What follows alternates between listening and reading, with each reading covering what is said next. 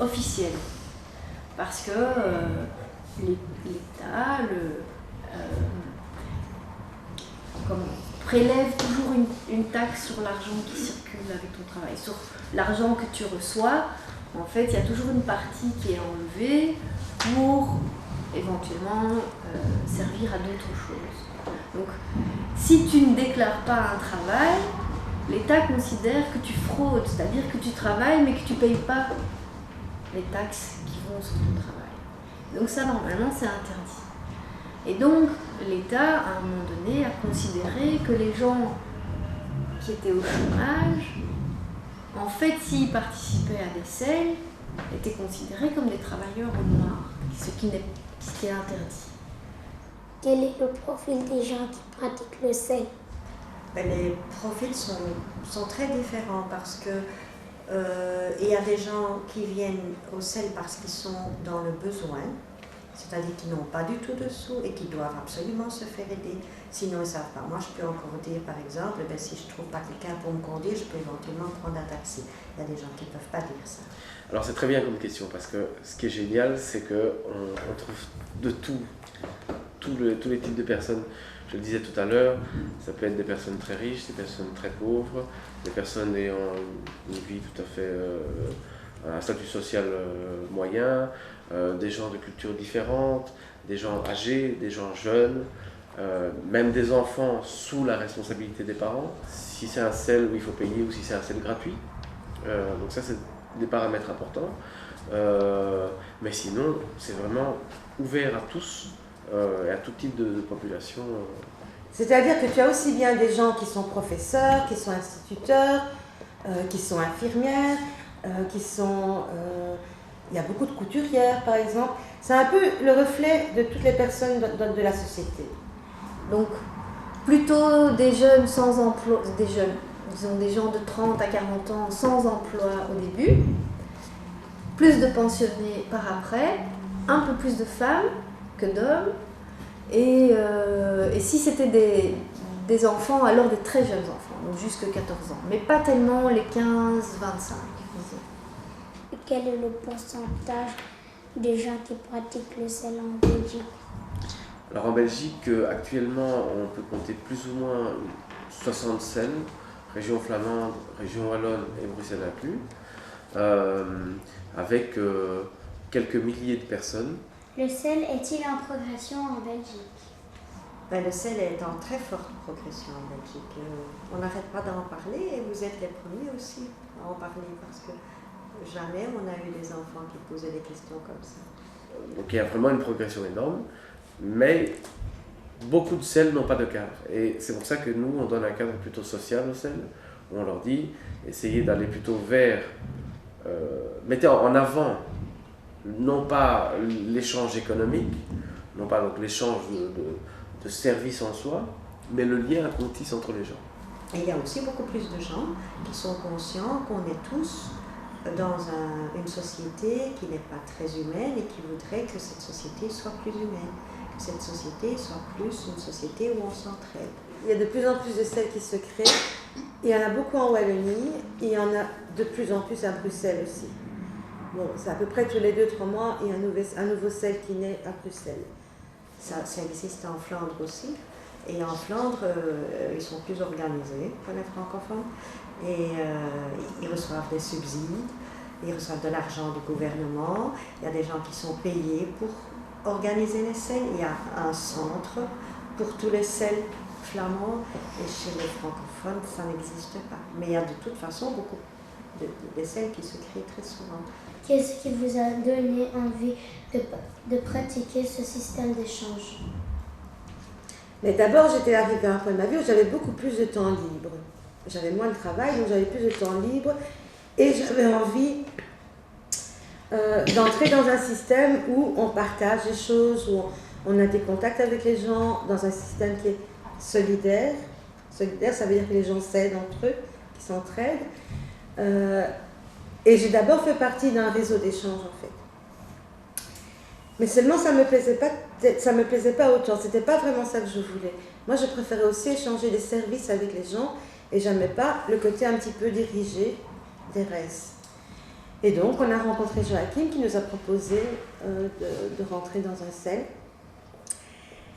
Et c'est ce qu'on a fait. C'est comme ça que Cellophane est né. Et à partir de ce moment-là, on a eu un site internet. On a commencé à faire des réunions d'infos dans Saint-Gilles pour que les membres adhèrent au CEL. Et ça s'est bien passé, on a été bien accueillis. Et petit à petit, ce CEL a grandi. Et maintenant, on est à 85 membres. Qu'est-ce qui vous plaît le plus dans cette occupation? Ce qui me plaît le plus, c'est de me sentir utile et aussi de rencontrer des gens qui pensent la même chose que moi, parce que c'est agréable de voir des gens qui s'entraident gratuitement et qui peuvent rendre des services. Tu téléphones, tu dis tiens, je suis ennuyée parce que j'ai eu ma jambe cassée il y a 2 ans, et bien je téléphonais à quelqu'un pour venir me chercher à la maison en voiture pour me conduire à l'hôpital. Et donc ce sont des gens que tu rencontres et puis finalement tu les connais un peu mieux parce que tu parles avec eux, parce que tu découvres des gens qui sont intéressants. Pourquoi avez-vous arrêté de pratiquer le CEL? J'avais l'impression qu'au départ, dans le CEL, donc, quand ces gens s'étaient mis ensemble pour créer le CEL, il y avait vraiment une volonté une solidarité, si vous voulez, entre, par exemple, des gens qui n'avaient pas de travail, des gens qui avaient du travail, et une volonté aussi de vraiment être ensemble pour améliorer les conditions de vie, d'existence. Donc, c'était un des objectifs du CEL. Et qu'au fil du temps, cette volonté-là a disparu et qu'il y avait moins d'engagement dans la solidarité dans le CEL et que c'était plus une manière de passer une fin d'après-midi avec des gens qui par ailleurs avaient tout à fait les moyens de payer les services. Je pense que c'est une très belle idée, qu'on ne va pas y parvenir tout de suite et que si on n'y arrive pas tout à fait, ça n'est pas grave, que ce qui est important c'est d'essayer d'y arriver. Qu'est-ce qui vous plaît le plus dans cette activité? Le plus, c'est vraiment les échanges avec les gens, c'est de rencontrer des gens.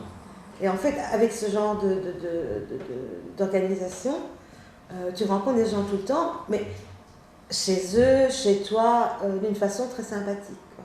Quelle est la durée moyenne d'engagement d'une personne dans un CEL? Ça, c'était une très bonne question. En fait, quand quelqu'un entre dans un CEL, la seule chose qu'on lui demande, c'est de suivre la charte. On a certaines choses qu'il faut quand même respecter dans un CEL. Mais à partir du moment où il est dans le CEL, il peut rester aussi longtemps qu'il veut. Tant qu'il a envie d'y être. Bon. Jusqu'à présent, moi je peux te dire que sur 3 ans seulement, puisque ça fait 3 ans que le CEL existe, disons que sur 100 personnes, il y en a peut-être une dizaine qui sont parties, mais c'est parce qu'ils ont déménagé. Donc pour le moment, ça va faire 3 ans, et bien les personnes qui étaient là il y a 3 ans, à part ceux qui ont déménagé, ils y sont toujours. Et ils peuvent y rester aussi longtemps qu'ils veulent, tant qu'ils respectent les règles, parce qu'il y a des règles dans un CEL. Une des règles du CEL, c'est que quand on s'inscrit, il faut forcément offrir au moins 3 services. Il faut forcément dire, ben voilà, moi je peux offrir des services pour aider à des devoirs, je peux faire la cuisine et je peux venir faire du jardinage. Voilà. Ça, c'était une de nos règles. Parce que l'idée, c'est que si tu proposes plusieurs choses, tu as plus de chances que quelqu'un te demande un service que si tu n'en proposes qu'une. Quand on entre dans un CEL, on doit s'engager à respecter une charte. Et dans cette charte, il est bien indiqué, ça répond peut-être aussi indirectement à la question que tu m'as posée, qu'on ne peut pas faire de travail au noir. Les services qu'on rend aux autres personnes sont entièrement gratuits. Ça veut dire que quelqu'un qui, par exemple, viendrait me réparer mon robinet, il ne peut pas demander de l'argent pour ça. On respecte la loi. Et une des autres règles, c'est que tu n'es pas obligé de rendre directement un service. Donc si quelqu'un, par exemple, vient arroser les plantes chez toi parce que tu es absent, et que tu as besoin de quelqu'un qui vienne arroser les plantes, tu n'es pas obligé de rendre un service directement à cette personne-là. Puisque c'est un système, tu peux rendre des services à quelqu'un d'autre. Comment faire mieux connaître le CEL au large public? C'est une des questions difficiles, je trouve. Comment faire connaître? Peut-être que justement, aller dans des écoles, expliquer ce que c'est, comment ça fonctionne. Aussi, une des choses qu'on avait faites aussi, c'était de contacter les communes. Donc vous voyez, les autorités de la commune, pour qu'elles-mêmes, éventuellement, mettent en place des selles dans les communes, dans les quartiers, pour justement créer des liens dans des quartiers où les gens ne vivent pas forcément dans des conditions super. Donc on peut le faire soit en allant vers les médias, donc en diffusant ça au public, et aussi, bon, à Saint-Gilles par exemple, ça fonctionne surtout avec le bouche à oreille. Aimeriez-vous que le sel et le troc remplacent totalement l'argent? Si j'aimerais ça. Oui, on va dire que oui. Je trouve que ce sera une très bonne chose. Non, pas du tout. En tout cas, en fait, il faut quand même que vous compreniez, il y a différents sels. Il y a des sels qui sont plus à caractère économique, et ça rejoint ce que tu viens de dire. Eux aimeraient effectivement qu'on remplace tout par des bons d'échange. Bon, moi, pas du tout. Et les sels de notre plateforme non plus. Non, nous on veut simplement recréer du lien entre les gens, que les gens se parlent, qu'ils s'entraident, qu'ils aient un bon voisinage autour d'eux. C'est tout. On ne veut pas faire la révolution, on ne veut pas remplacer l'euro par des grains de sel. Non. En tout cas, nous pas. Mais pour moi, c'est quelque chose qui se traduit en plusieurs générations. J'aimerais bien, oui. Pensez-vous qu'il soit possible que le sel et le troc remplacent l'argent? Si oui, à quelles conditions? Donc moi, je ne pense pas que ça va remplacer l'argent. Ça va permettre à des gens de vivre un petit peu mieux, mais remplacer vraiment, je ne crois pas. Peut-être que ceux qui ont créé les sels ont peut-être pensé, puisque quand on fait un échange, on échange aussi un chèque, un bout de papier, que je vais vous montrer tout à l'heure, mais de là à dire que ça va remplacer, je ne pense pas. Oui, c'est possible, mais ça demande énormément de travail, d'éducation de l'humanité. Et alors, l'humanité, c'est les jeunes, les adultes et les personnes plus âgées. C'est tout ça l'humanité. Parce que c'est le sel ou ce modèle de fonctionnement ensemble, c'est un fonctionnement tout à fait différent de ce que nous connaissons aujourd'hui. C'est possible, si on est comme moi optimiste et utopiste et qu'on croit que la société, à un moment donné, doit arrêter de fonctionner suivant des modèles qui n'arrivent à rien, puisque quand on voit notre société aujourd'hui, les banques volent de l'argent, on est obligé de repayer et d'aller prendre de l'argent dans les caisses dans la poche des gens pour pouvoir réparer les erreurs des banques. L'économie mondialiste est basée sur un stress énorme dans les bourses internationales.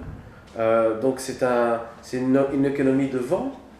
Une société, elle fabrique des choses ou elle offre des services.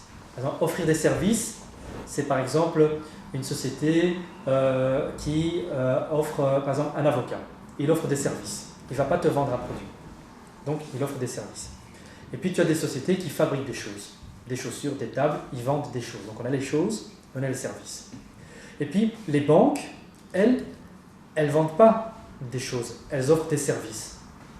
Mais comme elles offrent des services, elles doivent être créatives, trouver des services qui sont de plus en plus intéressants pour les clients. Et souvent, ces services ne reposent sur rien. C'est des activités qui elles-mêmes renvoient à d'autres activités, qui renvoient à d'autres activités, qui renvoient à d'autres activités. Et finalement, on ne sait pas qu'est-ce qui a été créé derrière tout ça. Donc, tu achètes finalement du vent. Et quand tu achètes du vent, à un moment donné, il faut bien que quelqu'un paye la facture. Et c'est ce qui s'est passé avec la crise. Avez-vous quelque chose à ajouter? Je suis juste content d'être là aujourd'hui parce que c'est la première fois que je rencontre des enfants de votre âge qui s'intéressent à ça. Et pour moi, c'est quelque chose qui me tient très fort à cœur. Parce que c'est quelque chose que j'ai commencé il y a quelques années. Et j'ai vu énormément de satisfaction chez les gens qui sont dans le sel. Des gens qui sont sortis, comme je le disais, de la solitude, qui ont rencontré des amis, qui se sont fait des amis, qui ont une vie qui devient, qui prend une autre tournure. Ils ne sont plus dans un effacement, ils ne sont plus effacés, ils existent. Donc moi je voudrais juste dire que je suis content que déjà